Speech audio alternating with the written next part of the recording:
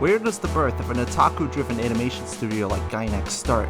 Perhaps with Royal Space Force, The Wings of Homines, their first project under the official company name. Perhaps the Daikon films released for conventions in the early 80s. It was the brainchild of these businessmen that you see before you, but it's these three that are the most important to the foundation of the company. Hiroyuki Yamaga, Takami Akai, and Hideaki Anno, who helped produce the Daikon films back in 1981, arguably creating the first original video animation in the process. The other two, Toshio Okada and Yasuhiro Takeda, were the ones who helped organize the project. Shinji Yamaguchi would serve as assistant director to Yamaga on Royal Space Force during its production. Nowadays, you can find him flopping between anime and tokusatsu projects on a whim. Fast forward to 1988, and the Dream Team has grown, and with production assistance from Bandai Visual, will go on to release their first hit for the studio, Gunbuster. Serving as Hideaki Anno's debut, the OVA revolves around Noriko Takaya, who was drafted into space alongside her admirer Kazumi Amano in order to fight against the space monster army. Noriko, realizing the fate that brings upon, is trained by Coach Koshiro Ota, who sees great potential in Noriko and does what he can to help shape Noriko as one of the many space pilots destined to protect humanity. This is definitely a plot, I tell you, and it contains many spoilers found within the plot. So just buy yourself a Crunchyroll subscription and watch all 6 episodes before coming back to me. No, seriously. This is gonna get heavy for an anime made in the late 80s. We get a brief introduction to the story revealing Noriko's father, a captain who was killed in a space monster attack back in 2015. Well, for our 2015, FIFA got involved in a scandal, so let's pretend that Gunbuster's 2015 exists in its own universe. And then we get our intro, which we can't play due to copyright, but hey, Masayuki did this shot. The only original shot in the opening. But you're just contradicting yourself, you rat. Didn't you just play Active Heart by Noriko Sakai at the start of the video? Yeah, but here's the thing. That version came from a PSP game released exclusive to Japan in 2005. They can get away with some form of copyright protection if possible. Also because I wrote this video, so deal with it. You're unleashing spoilers again. Maybe shut the hell up and let me continue with this review, okay? We then get our story with Noriko training on the field with Kimiko supporting her efforts until Noriko is confronted by several people harassing her.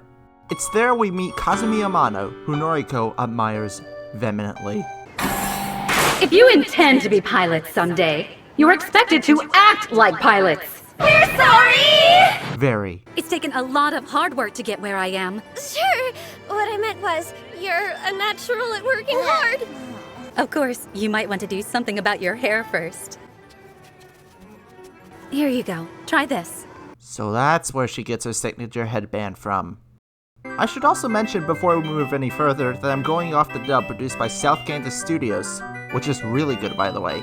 For instance, Kiachula King plays Noriko, Kazumi Amano's done by Melissa Steinberg, and Kimiko Iguchi, who was surprisingly done by Lisa Ortiz, who I only knew her for her voice work in Space Pirate Mito as the titular star. Hey! Today is the day of the Firefly Festival! The horoscope for Virgo today says beware misunderstandings with others. Later, mech training begins as we watch Noriko struggle after everyone's auto balancers were disconnected. The animation here is great, no doubt about it. This was mainly coming from a group of amateurs turned prolific talents in the animation industry led by Hideaki Anno in the director's chair.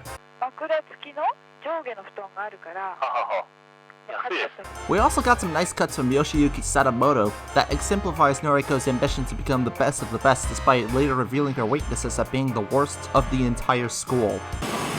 You, freshman!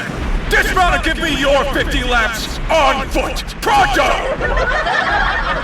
It only gets worse for Noriko the next day once she realizes that she has been straight up drafted into the Japanese space expedition by her coach, making her a target for harassment amongst her peers due to Noriko's father dying in the heat of battle 6 years ago. Naturally, this leads into Noriko having a mental breakdown from being the target of harassment by her classmates, soon approaching her coach following the mental breakdown. Coach! Why did you do it? I don't deserve to be tormented like this. You're upset because I picked you? You think I'm trying to make you suffer? But you have to know I'm not talented enough for this! I shouldn't have been picked and now they all hate me! Look, sir, I know that you knew my dad, but she doesn't deserve to be stuck in space with a failure. Understood. Is that all? Come with me. Later on, the coach takes Noriko out to the sunset, and we get these brilliant shots only Gainax could pull off. Even with no animation, Gainax can make a shot interesting.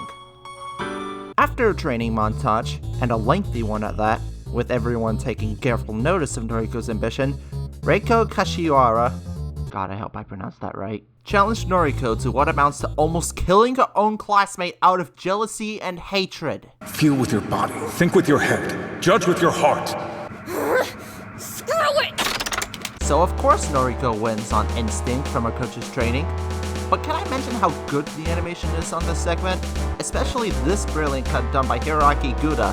The posing is interesting, if a little stiff, though I barely have any quotas to study off of his work, especially that Guda would later work on Mashal for A1 Pictures.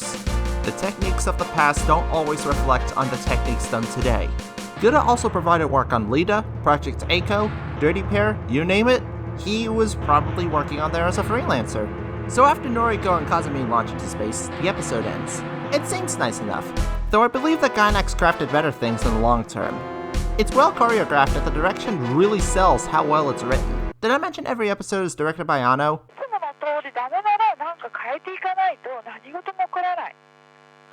Great story by Toshio Okada and Hiroyuki Yamaga.